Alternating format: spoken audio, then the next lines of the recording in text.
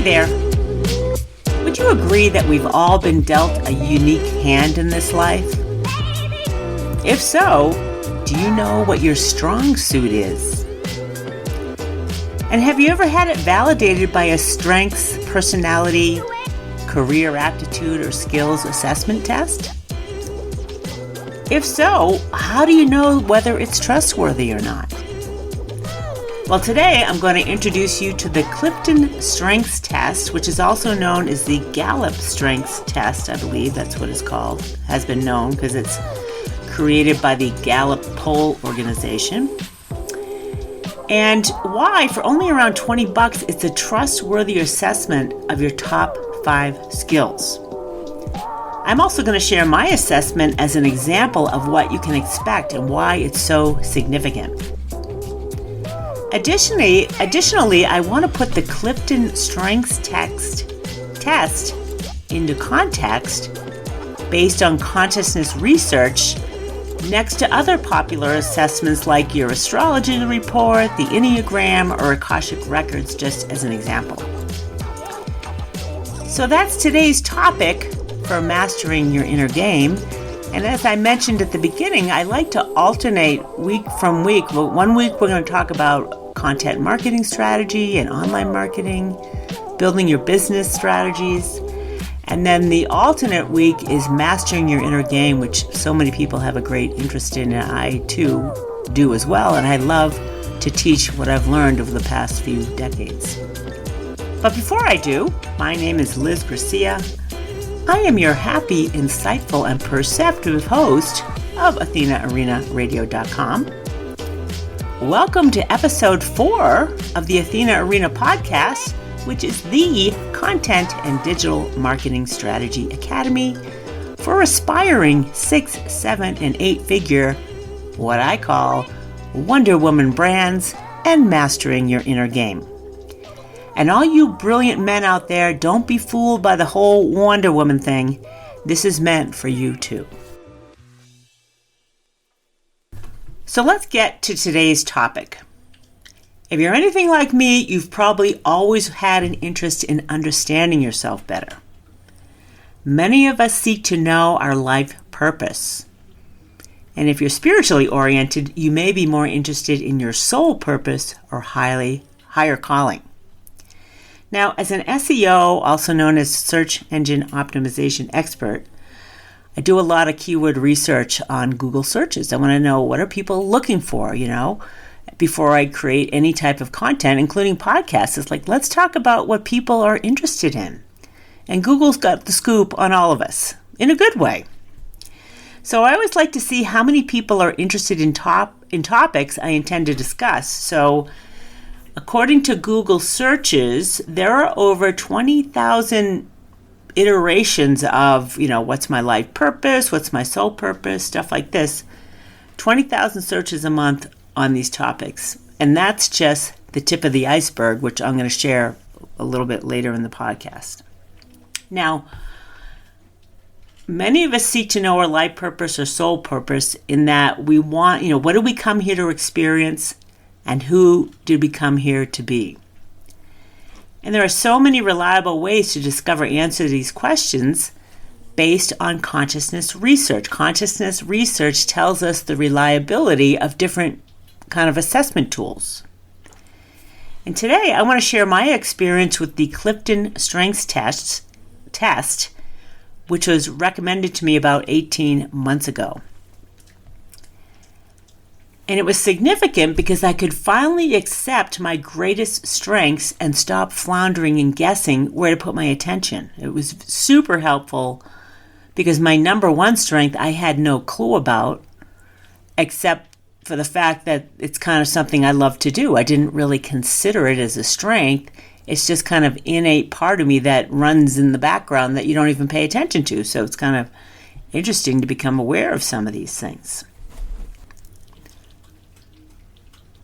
I could finally forge a truer path for myself by applying the greatest strengths I came here to use and express, and stop wasting my time being someone I'm not. And wasting your time being someone you're not is not really a waste of time. It just may be really pointing to the shadow side of our own karmic inheritance, which karmic inheritance is both the upside and the downside, where you inherit particular propensities that we came here to be and maybe transcend, especially the shadow side. We're here to transcend. So no judgment on where you're at in the process, and don't judge yourself if you tend towards the shadow side of things. And, a part of life is to transcend these things and accept the greater part of ourselves. But before I share my results, I want to give you some reliable resources to consider and put the Clifton Strengths Test, which could also be considered a career assessment or career aptitude test, into context. So in this part of the Athena Arena podcast, I like to select topics that help you master your inner game.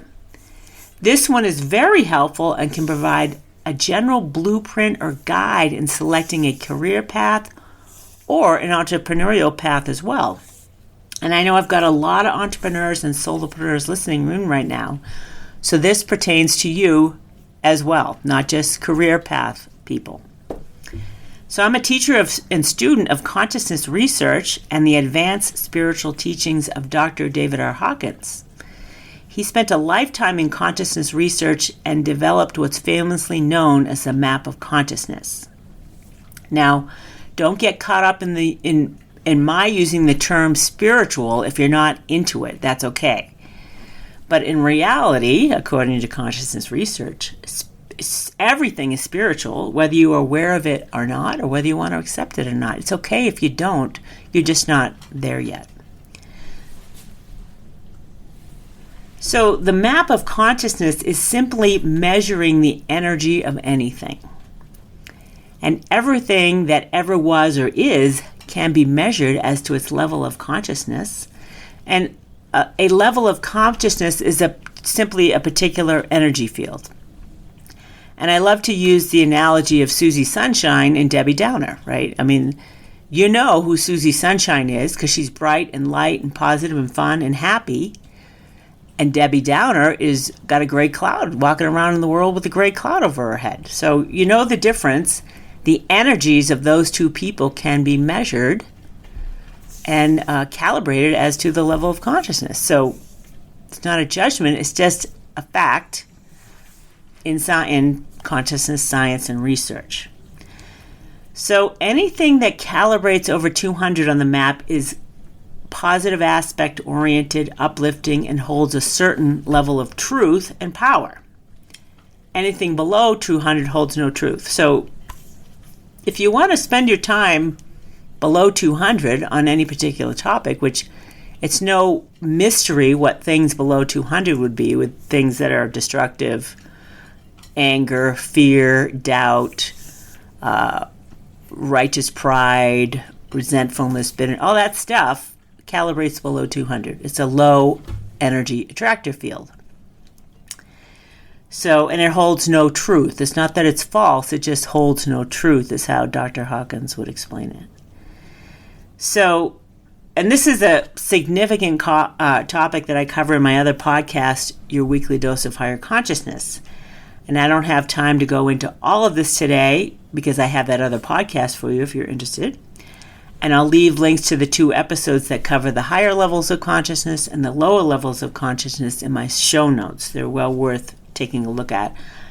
I'm pretty sure the higher and the lower are episode 2 and 3. So for today's topic, I want to put the Clifton Strengths Test into context with other popular career aptitude tools. So I'm going to share the consciousness calibrations of the Clifton Strengths Test, an astrology report, the Enneagram, and the Akashic Records. And I'll throw in numerology as well. And those aren't necessarily professional career aptitude tools like you've heard of other ones. I can't think of the name of them right now. But they hold the truth of career-related, skills-related, personality-related stuff. They all hold truth in them, just at different levels. So the Clifton Strengths Test calibrates at 395 on the map of consciousness, and I got this calibration from consciousnesscalibrations.com. In fact, a couple of these calibrations came from consciousnesscalibrations.com, and I'll provide links to those in the show notes as well. I'm pretty sure the astrology report and the Enneagram came from Dr. Hawkins' book, Truth versus Falsehood. So you can find those calibrations there. So in any event, the Clifton Strengths Test calibrates at 395 on the map of consciousness, which is huge.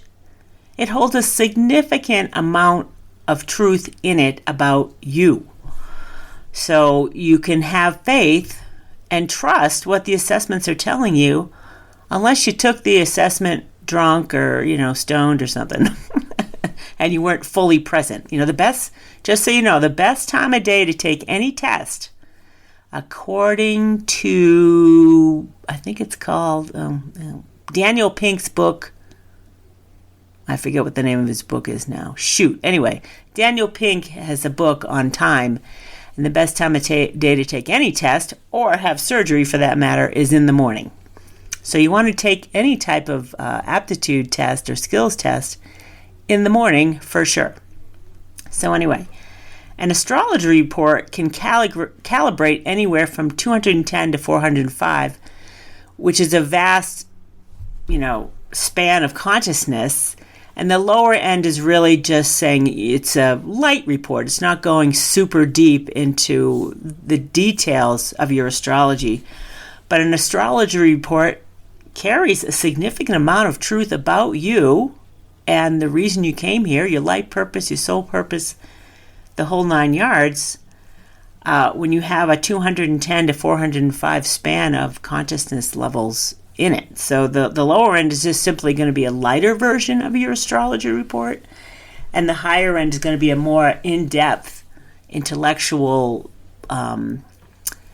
version that's really of reason and rationality. That 400 level is reason and rationality. The Enneagram calibrates at 390. Again, a very powerful and meaningful and true indication of you and what you're about and what you came here to be. And the Akashic Records, many of you may not have heard of Akashic Records. They calibrate at 499 on the map of consciousness, which is huge. This is actually the level of genius for like Albert Einstein and Sigmund Freud. They calibrated at this level of consciousness, 499. And the Akashic Records, if you're not familiar with the Enneagram or Akashic Records, you can look those up online as well. And I did want to share, based on research, how many people are looking for these types of reports, which kind of is an indication of life purpose, soul purpose, or a reason for looking for these reports. People look for astrology and Enneagram reports.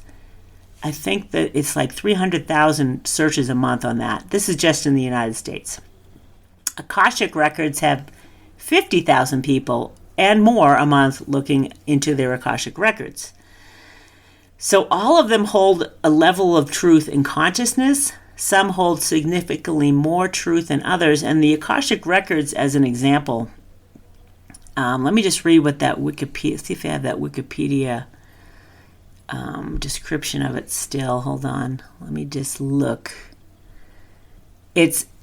So the Akashic Records is a compendium of all human events, thoughts, words, emotions, and intent ever to have occurred in the past or present.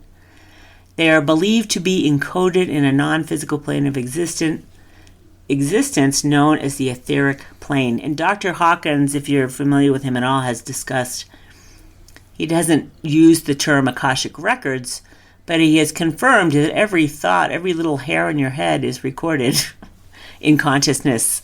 And this is what, kind of humans call it the Akashic Records. So it holds a significant amount of truth, and you may not be ready for it because it holds kind of like close to a higher spiritual domain of truth and soul purpose. There's things going on at a spirit level that you may not be willing to accept because you're just human and you You can fall prey to being victim of spirit if you want to, which I've done. I don't recommend it, but at some levels, you got to be really willing to accept that spirit has its own, the spirit that you are has its own kind of path and reason for being here as well. But mind, body, spirit, personality all work together as one.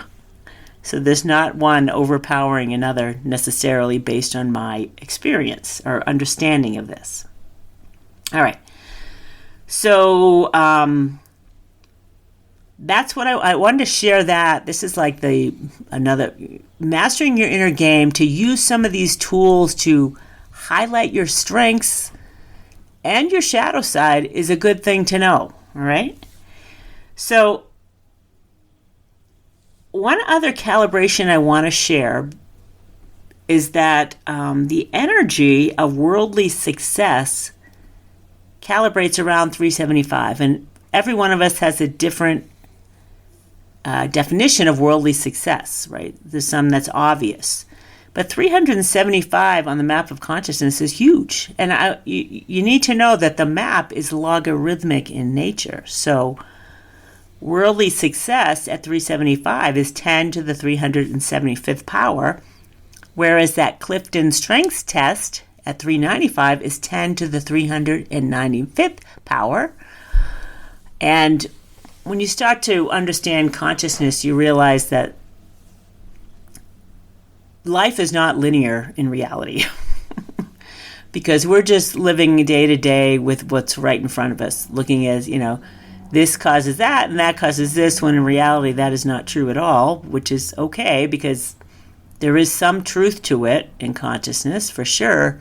But the non-linear domain of 500 and above on the map is getting closer to truth about, you as in spirit or soul or whatever you want to call it. So in any event, using these tools are embodying worldly success, the energy of worldly success. 395 and 390 for the Enneagram embodies worldly success if that's your intent. And again, worldly success can mean anything. Worldly success could mean, you got the money, your family, you love your family, you have raised these amazing kids, or whatever it may be, worldly success is to you. This is the energy of it, is 375. So to follow any of these, the results of any of these tools as a general outline for your life is powerful. So let's get into the Clifton Strengths Test, which is also known as the Gallup Strengths Assessment.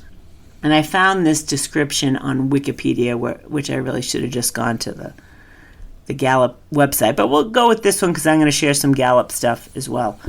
So the Gallup test is a common name for the psychometric instrument Clifton Strengths, formerly called StrengthsFinder, developed by the Gallup Institute.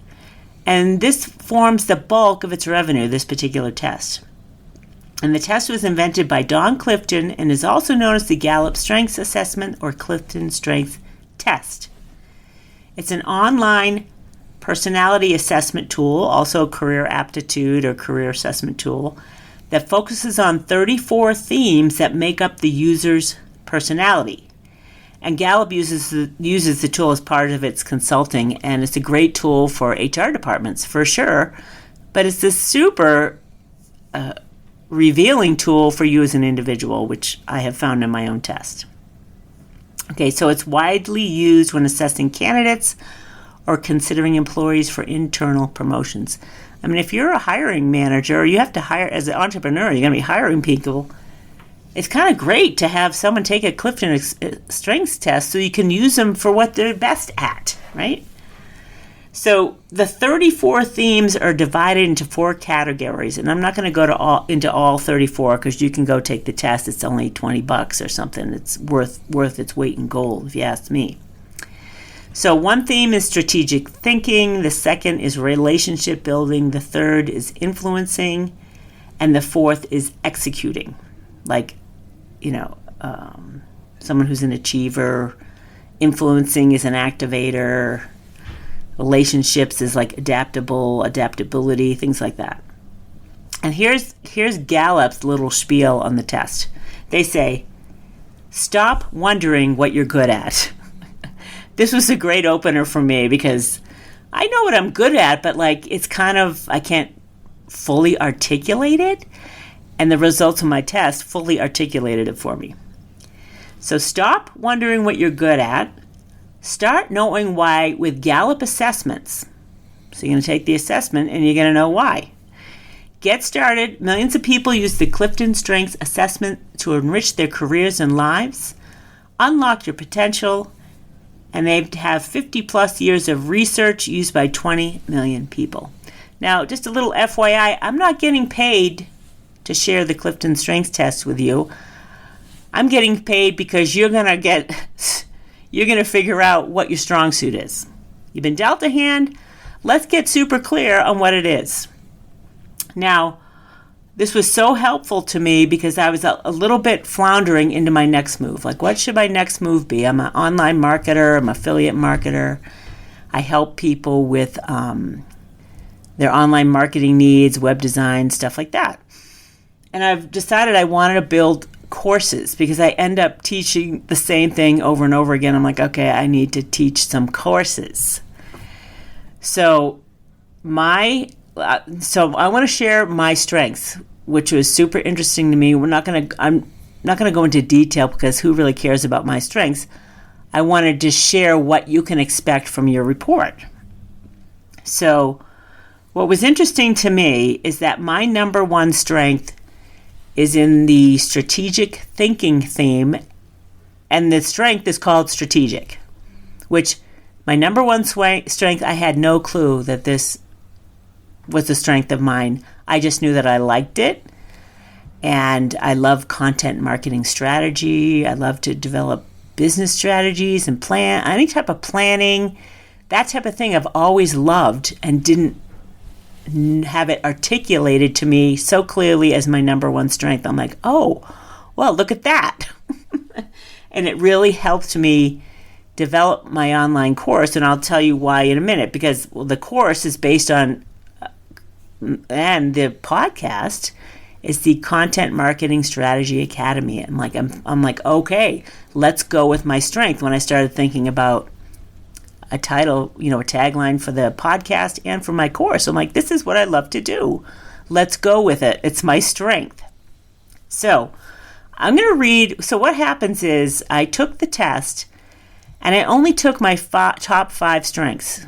And then if you want to go further, you can get all your 34 strengths. And I'm like, you know what? I don't need more choices, right? I don't need to consider 34 different strengths because we all have them, except for the fact that if you got all 34, you could see what your lower 10 are and you can ignore them. It's like, okay, don't go there. You don't need to. It's a distraction. It's good to know what if one of the 34th strength on your list is something you're spending your time doing, you might want to stop doing it and take a look at the top of the list. This is kind of my aha moment. I'm like, all right, stop wasting my time doing other things and let's focus on what I do well. So strategic is my number one. I'm like, okay, I guess I can go with the whole content marketing strategy thing because I love to do it. Same with personal branding, develop a personal branding strategy. And marketing, it's all strategy driven and I didn't know it. So this is what the point I want to make. Your number one may be something that's so innate to you, you don't recognize it. So so they send you 5 emails, one a day with each strength. First they'll send you the whole summary of your strengths, and then you'll get a deeper dive into each one. So strategic. Because you have high strategic, you can create alternative ways to proceed. Faced with any given scenario, you can quickly spot the relevant patterns and issues. And I've known that I have this ability to recognize patterns. Now I know it's energetically, like in consciousness you call it, or in the energy field, I recognize patterns. And I know I'm reading something, I don't know what it is. It's kind of intuitive stuff. And then there's 4, 5, 6, I'm not going to read all this. I'm just going to tell you how it's broken up. So the first part of a particular strength is, they say you contribute something unique. So, and it tells you your strategic looks different than anyone else's because it's influenced by the other themes that sit in your top 5. So this is important to know. Like, apparently, I don't remember the exact statistic, but we're all like 1 in 2 million, right? They'll tell you what's the stats on you as an individual versus the fields. Like, how many others are like you? Not many, right? You're 1 in 2 million or something. So as you read your custom description for this strength and report, highlight or make note of the words, phrases, or lines that best describe you. So you can explore more about what it is about this particular strength that contributes something unique. So this uniqueness is influenced by my other 4, which is interesting. Then there's a section called What Gives You an Edge Over Others. So in this particular strength, you quickly weigh alternative paths and determine the best one. Your natural ability to anticipate, play out different scenarios, and plan ahead makes you an agile decision maker. The next part of this strength is an action item. So they give you an action item. And it's telling me, trust your insights as much as possible. Because you naturally consider options so quickly, even you might not know how you came up with the strategy. But because of your exceptional talents, it will likely be successful. And then it says view more action items. The next part of it is the advantage. What's your advantage? And this is great if you're hiring somebody. You want to see what someone's strengths advantages are and use them. Use them to your advantage, right? So the advantage is, for this particular strength, is your ability to see alternatives, gives you a persistence that creates confidence. And then this is the shadow side, I think. They're saying what to watch for. Because you sort alternatives and arrive at the best route quickly, others may not see it. So be sure to show your work so others can come with you. So this is interesting. It's like you got to fill in the blank. In this particular what to watch for, it's telling me I can't go from A to Z. I got to fill in the alphabet in between for most other people. Some people can follow me A to Z, but many won't. So I got to be able to, fill in the blanks for people and make it easier to comprehend. And I'm understanding this as I teach consciousness for sure, because, consciousness is like, what the heck is that? And how do you spell it, right? What is consciousness? It's a very abstract type of concept. And then the final part of each strength is how can you thrive? And it's telling me, always have at least 3 options in mind so you can adapt if circumstances change. So this is what you can expect when you get your 5 strengths. This is, each one of your strengths is going to have these different things to look at. First one is you contribute something unique. The second one is what gives you an edge over others. The third one is an action item, right? The fourth one is what's your advantage. And the other one is what to watch for, because no one is like you. You got to be aware that other people, especially if we're in a corporate environment or dealing with a lot of people, you got to fill in the blanks for people in some way. So what to watch for is something to pay attention to, because it could become a shadow side when others might complain that, you do this, not in front of you necessarily, but they may have complaints about you because you don't look to what to watch for. So it's telling you what to watch for. And then it's letting you know how you can thrive. This is an awesome test, if you ask me, especially if you're floundering or you can't put a stake in the ground on anything, right? You're trying to be all things to all people, and you're being nothing for anybody because you're trying too hard to be a people pleaser, maybe, right? I've been one, so I know. So anyway, that's my number 1 strength, and I'm just going to quickly go. My number 2 strength was also a strategic thinking theme. It's called ideation. So there's a lot of strategy, thinking, planning going on here. And then my last 3 are all relationship driven, which is super interesting. So one's a developer strength. And this is interesting because I love teaching. And I always have seen the best in others that they don't see in themselves. And I kind of call it out very matter of fact. I've been that way my whole life, and I didn't realize what this was. So it's kind of interesting to see it. But because I have high developer, I recognize and cultivate the potential in others. I spot the signs of each small improvement and derive satisfaction from evidence of progress. So becoming a teacher, mentor, coach is a strong suit for me, and I love to do it in regards to relationship. And I combine that with strategic thinking and planning in those relationships. It's just super fun for me. So I think, this podcast is fun for me. So another one is, my third strength was positivity. I'm Susie Sunshine for the most part. But I like to be pragmatic and practical and spiritual as well. But, and not, I'll be firm and discerning about stuff. I'm not always, I can be Susie Sunshine, but I could also be firm and discerning is my intent. So this is a relationship building theme as well, being positive. The fourth one was developer, which is another relationship. And the fifth one is an empathy strength, which is interesting because there's 20% of our population are empathic, which for many, apparently, based on my other work at the Mind, Body, Spirit Network, there's a lot of empaths out there that are suffering because they take on too much energy, the energy fields of others, the consciousness of others that brings them into a lower, field, which is simply, to me, an indication that you've got lower stuff running that you need to let go of in mastering your inner game, essentially. So those are my 5 top strengths. And again, we all contribute something unique, and it's kind of fun to really look at these things, get to know them intimately, and start energetically intending to aligning with your highest, with your 5 strengths.